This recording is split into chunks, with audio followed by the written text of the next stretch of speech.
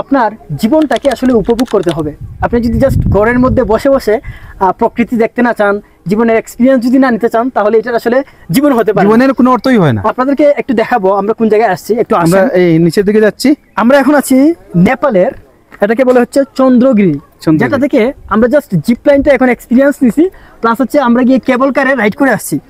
আর এখন যে জায়গাটাতে আছি, মানে মনটা আপনি যত ডিপ্রেশনে থাকেন, যত টেনশনের মধ্যে থাকেন, এখানে আসলে সবগুলাই শেষ হয়ে যাবে। আপনি যে এই যে আমার ভাই যে আছেন, উনি কিন্তু পৃথিবীর অনেকটা দেশ ঘুরছেন, ঘুরার পরে ওনার যে মেন্টালিটি, ওনার যে মুভমেন্ট সেটা কিন্তু চেঞ্জ হয়ে গেছে। আমি ভাইয়ের সাথে আছি 2-3 দিন ধরে, ওনার আসলে আমি মেন্টালিটি দেখতেছি, উনি কিন্তু অন্য ধরনের একজন মানুষ, মজার মানুষ। তো ভাই আপনি তো অনেকগুলো দেশ ঘুরছেন, তো ঘুরার আসলে কারণটা কি, কেন ঘুরছেন?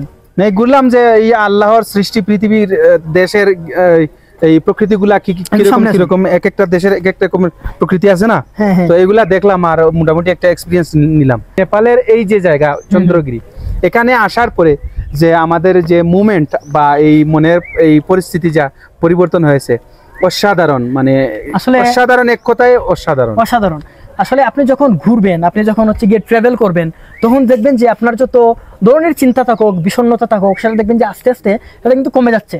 আমরা যখন ডিপ্রেশনে থাকি, আমরা ভাবি যে না এখন ঘোরার দরকার নাই, ডিপ্রেশনটা শেষ হোক বা টেনশনটা, চিন্তাটা শেষ হোক, তারপরে আসলে ঘুরবো। আপনার কি মনে হয়, এটা কি বোকামি? অবশ্যই বোকামি, কারণ এই যত বেশি ঘোরাফেরা করবেন তত বেশি মনের এই মনটা আসলে একদম ফ্রেশ হয়ে যাবে, মনটা ফ্রেশ হয়ে যাবে। তারপরে দেখবেন যে তত বেশি মনটা ফুরফুরে মিজাজ হবে। কিন্তু এক জায়গায় বসে থাকলে কিন্তু ডিপ্রেশনটা আরো বাড়বেই, আমার দৃষ্টিকোণ থেকে আমি চিন্তা করি। তো আমি এই যে মানুষটা আসলে খুবই ফানি একজন মানুষ, খুবই মজার একজন মানুষ।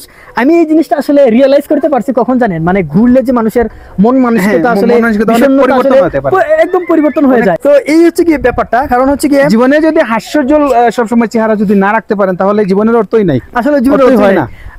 আরেকটু সামনে আসেন, আপনাদেরকে আসলে ভিউটা দেখাই।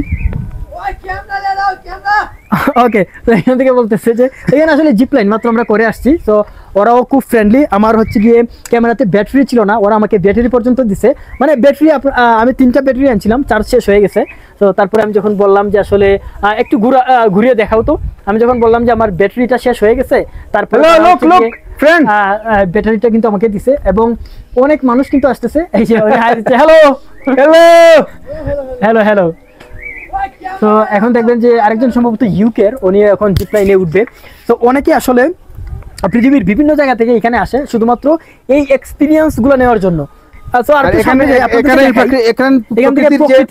প্রকৃতির যে দৃশ্য, এই দৃশ্যটা যে মনে করেন এই মনের মধ্যে সম্ভবত 1 মাস পর্যন্ত থাকবে, মন থেকে সরবে না, সারা জীবন স্মৃতি হয়ে থাকবে। আর এখান থেকে আসলে পুরো কাঠমান্ডুর ভিউটা দেখা যায়। আপনারা জানেন যে নেপাল হচ্ছে গিয়ে হিমালয় কন্যা, মানে নেপালের মধ্যে আপনি যেই দিকে যান নেপালের রূপসী কন্যা, একদম রূপসী কন্যা নেপাল।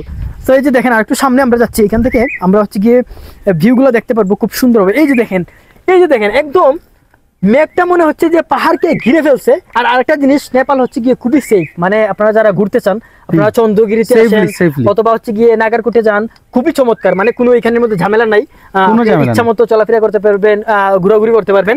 আর এখান থেকে দেখেন এগুলো কিসের গাছ ভাই, কি মনে হচ্ছে? এগুলো মনে হচ্ছে এটা তো আমাদের দেশের গাছ নয়, আসলে আমরা বুঝতে পারতেছি না, অপরিচিত গাছগুলা, এরপরে অনেক সুন্দর লাগে। লেবুর গাছ হইতে পারে নাকি? লেবু না, ওই যে লেবু স্বাভাবিক গাছের মতো, লেবু তো কোন একটা ফলের গাছ হবে। এই যে পাখির ডাক শোনা যাচ্ছে, দেখেন কি চমৎকার, অন্যরকম পাখি পর্যন্ত, মানে বলে আসলে বুঝতে পারবো না, যদি নিজের চোখে না দেখেন আসলে সেটা উপলব্ধি করা যাবে না।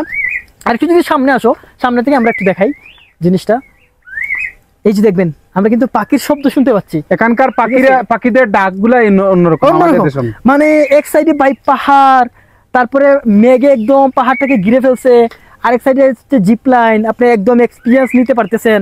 আর সাথে হচ্ছে গিয়ে এই যে গাছগুলা, পাখির একদম শব্দ শোনা যাচ্ছে, কিচিরমিচির শব্দ, ঠিক না ভাই? দাঁড়ান আমরা একটু আস্তে আস্তে যাই, যাতে আমরা দেখাইতে পারি মানুষকে একটু।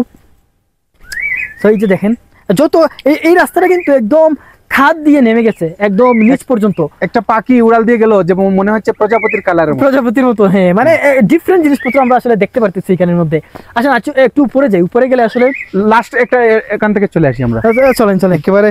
তো ভাইয়ের আসলে মনটা ভরতেছে না, যত দেখবেন আসলে মনটা ভরবে না। এখানে মন ভরার মতো তো কিছু নেই, যতই দেখবে ততই ভালো লাগবে। হ্যাঁ হ্যাঁ, যত দেখবেন আসলে তত মনটা আসলে ভরবে না। জানি এই গাছটার নাম জানি আমি, এই গাছটার নাম জানি। কোন গাছ? এটার নাম হচ্ছে জবেদা। জবেদা গাছ? জবেদা এটা। ওকে, সো এই গাছটা বলতেছেন ভাই যে জবেদা জবেদা জবেদা জবেদা গাছ। হ্যাঁ হ্যাঁ, তো চলেন ভাই, চলেন উপরে চলে যাই। আহা, তো আমরা আসলে অনেক আহা, এখানে কোথায় আসলাম? উপরের একটু ভিউ আপনাদেরকে দেখানোর চেষ্টা করব।